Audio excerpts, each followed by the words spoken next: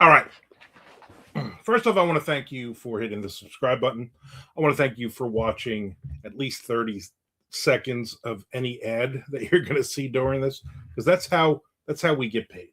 That's how we this is how we're making our money in this day and age. So I appreciate you supporting me in that way. I really do. I also appreciate you watching this entire video as well, no matter how into the weeds I go on this. And based on every other previous video I've ever done, I'm going to go off into the weeds. So this episode, this time we're going to talk about anthologies, why I read anthologies, and why I love reading anthologies. So for me as a reader, I love crime thriller books. I love horror books. I love nonfiction books, and I love anthologies.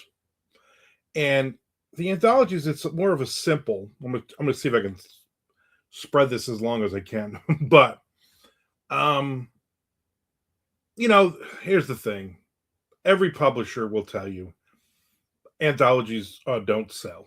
They're not a big seller. Authors will tell you that a story collection will not sell, not a big seller.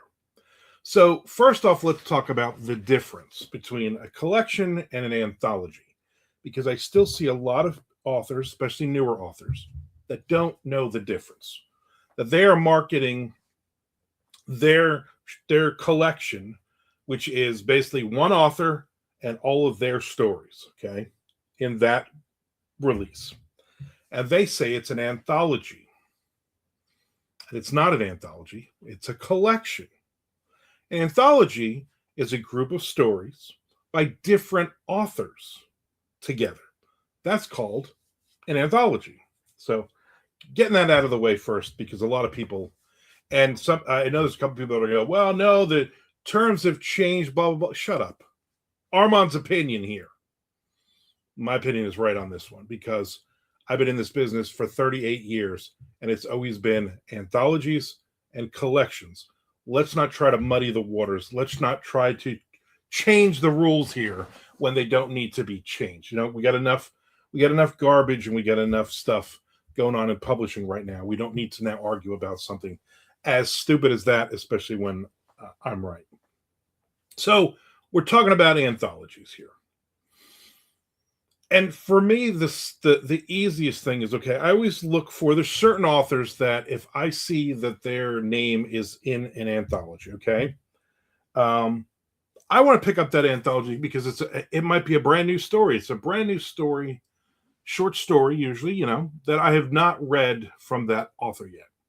And there are certain authors that when I see that they are attached to either a crime thriller or a horror anthology, okay, there are names that I look for: S.A. Cosby, Jordan Harper, C.W. Blackwell, um, Paul Tremblay always has some really good. Gabino Iglesias always has some really good short stories. I mean, I can go on and I could easily list like 50 authors that I love their short stories. Okay. And the fun for me is a lot of these authors, the first time I ever read them was in an anthology. First time I ever read anything by them was because I picked up a random anthology from a random company and found this story. And I was like, wow, that's pretty good. So a lot of times, I'm a big, huge fan of Kindle Unlimited.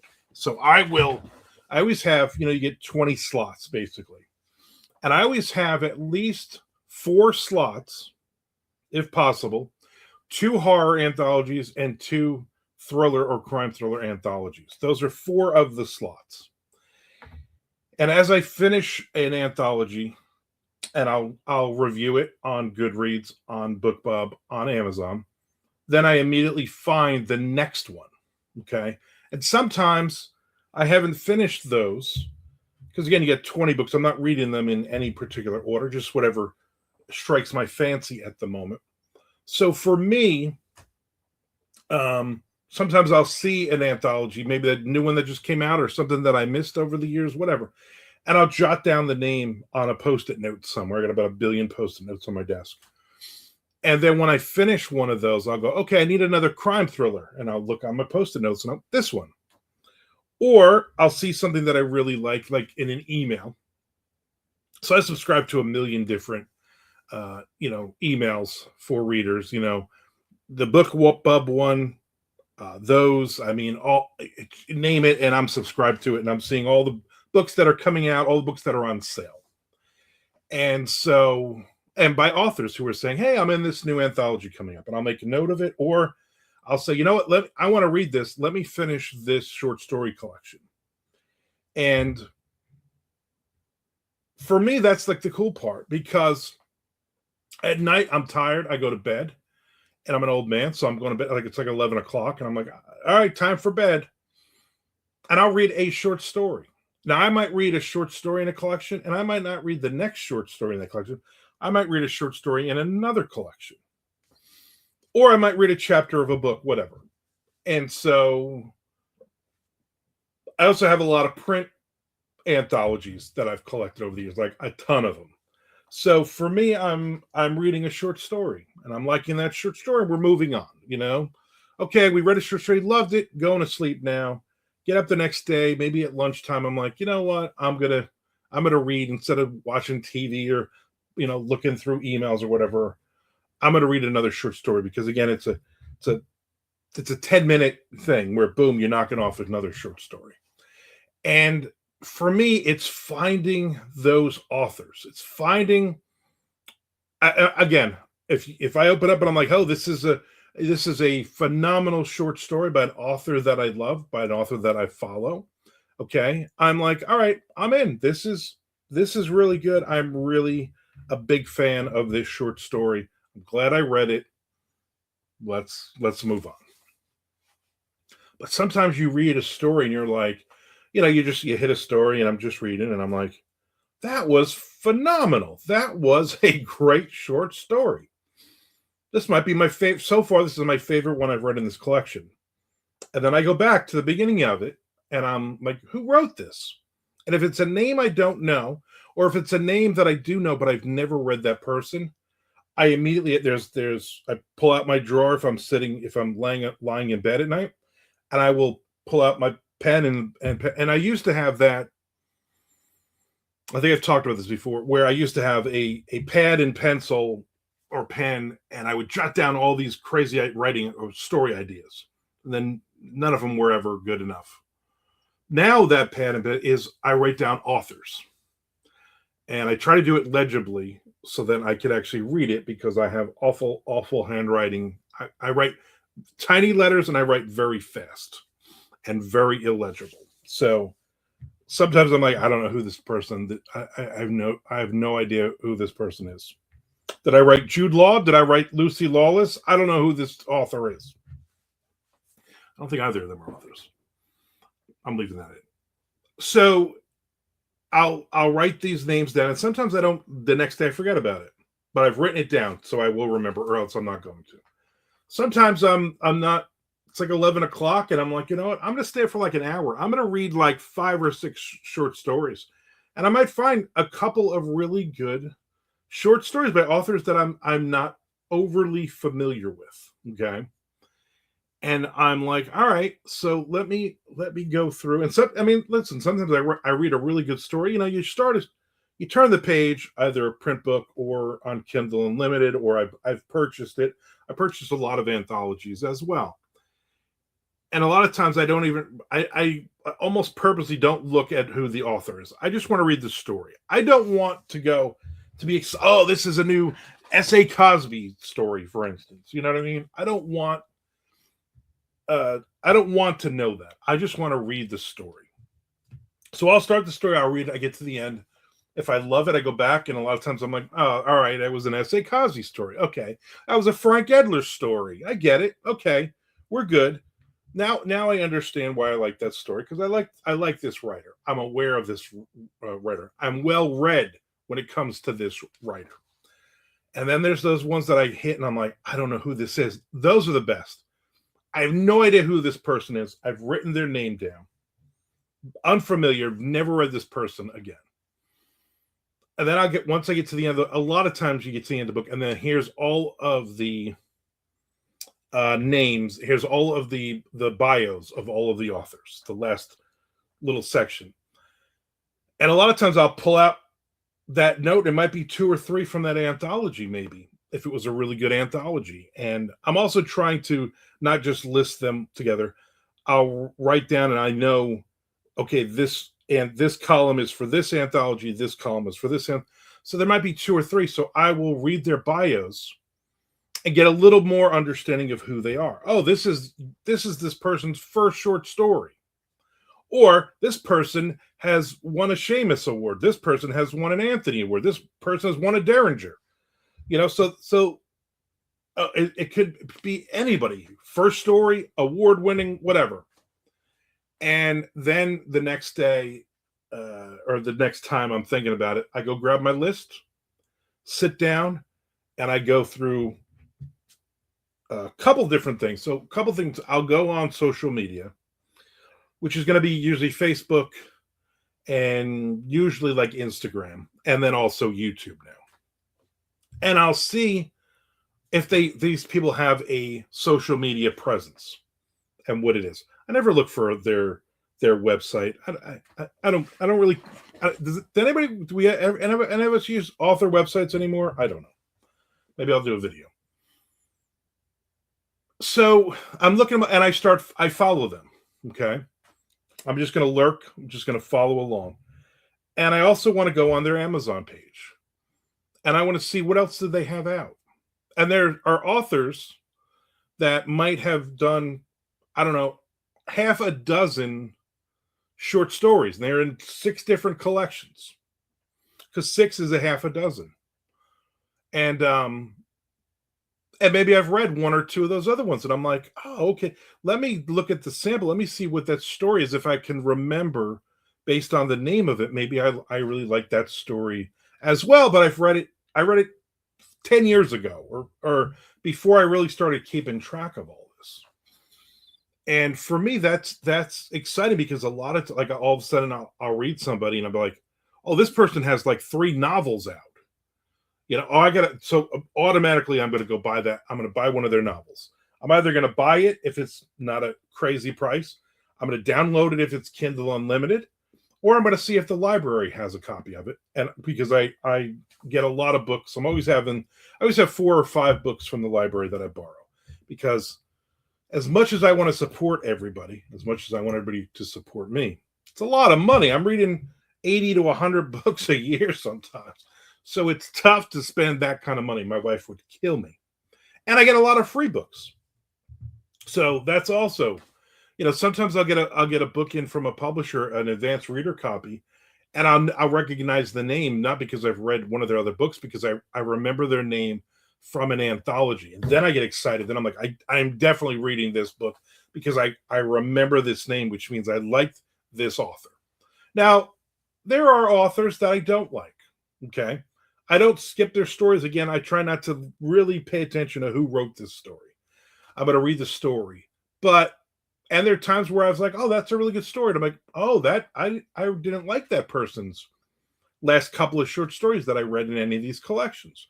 And that mostly happens, I'm going to be honest with you, in horror anthologies.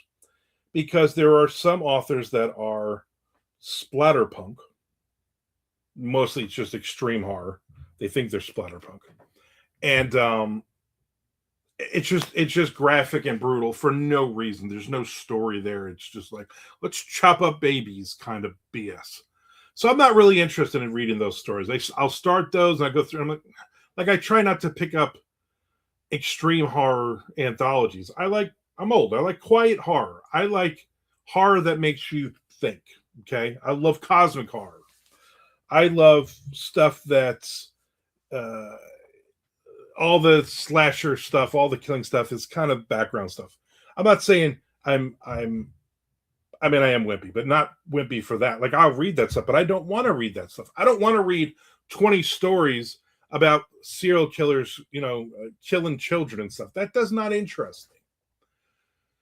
So sometimes I find an author, I'm like, I didn't like this person, but then I'm redeemed. I find a story And at that point, I try to figure out, where was this written in this career? Is this a new leaf? Is this somebody like myself who, as they get older, as they have kids, they're like, yeah, let me calm down a little bit with the ultra violence.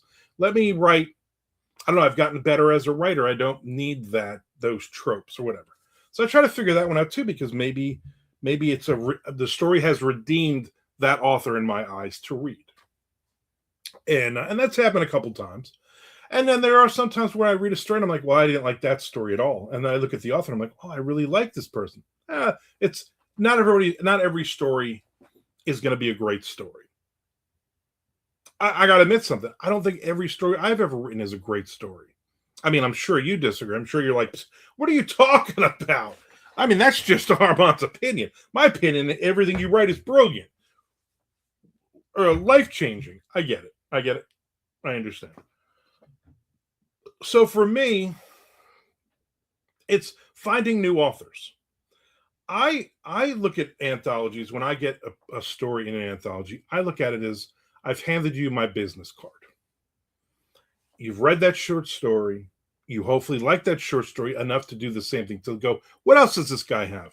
Then you go on Amazon, you're like, holy crap, he's got 227 releases. Where do I start?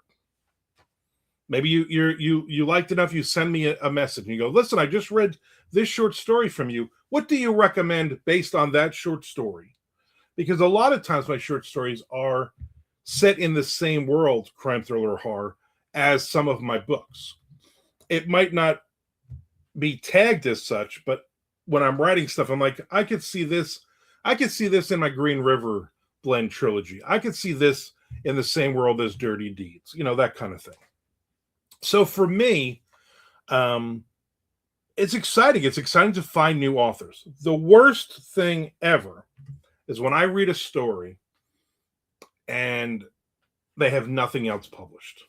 Or I read one recently from 2013. So we're going 13 years ago. I read this anthology. And there was I don't remember the story. I don't remember the author. I just remember I loved it. Okay. It had a Middle Eastern flavor. It was a horror, crime thriller mix. And I thought the writing was superb. Dialogue, amazing. Ending, great twist. And all within like 4,500, 5,000 words.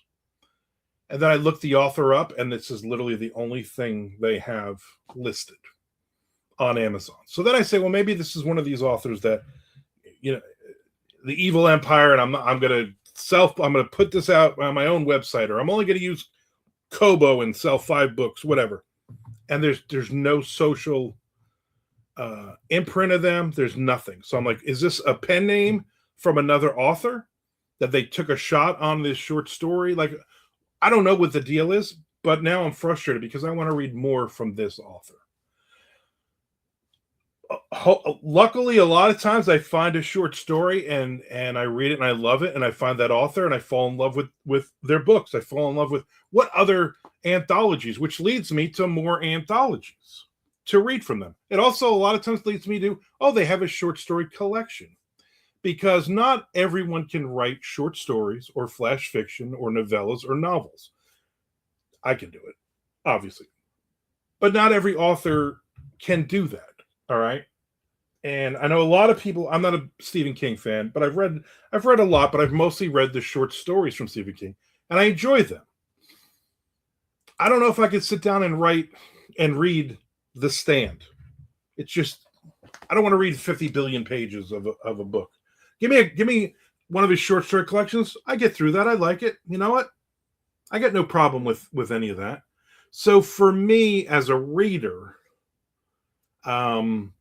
sometimes that I love that short story, and then their books are, this is not, this is too much. So I think I will always read anthologies because I always want to find new authors to read. Okay. There's certain people that I trust, and they say, oh, you got to read this author, you got to read that author, kind of thing. All right. That's no problem. I'll try somebody. If I'm not a big fan of it, I'll read part of it, and I'm not going to finish it.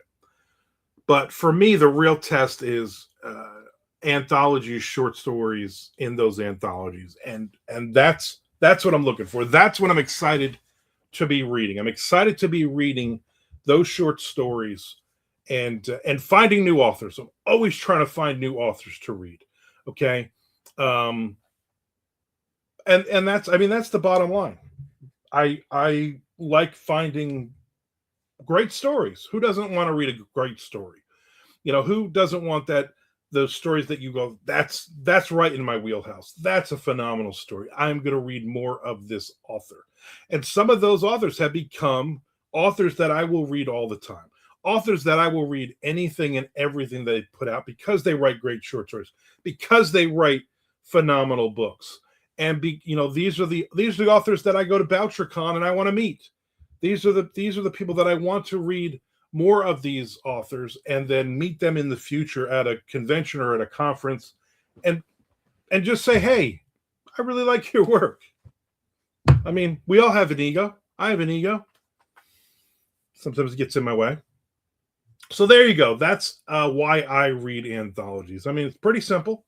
I think people will agree with me. I'm sure there'll be people who I don't understand will give me a thumbs down on this video. I don't know what that's about. But anyway, for those who are watching, for those who are subscribing, for those who are watching the ads and helping me to get paid on this thing, I appreciate it. I mean, I'm not sugarcoating. I'm not lying. I'm here because I like talking. I'm here because I'm hopefully giving you some information. I'm hopefully, you know, that, hey, this is my opinion on things, but also I like money. I like doing writing. 15 years I've been doing this full time as a writer to earn a living. So I want to continue to keep doing that in this day and age. Thank you very much. Every Wednesday and every Sunday is a new writing-ish video like this one. So watch the rest of them.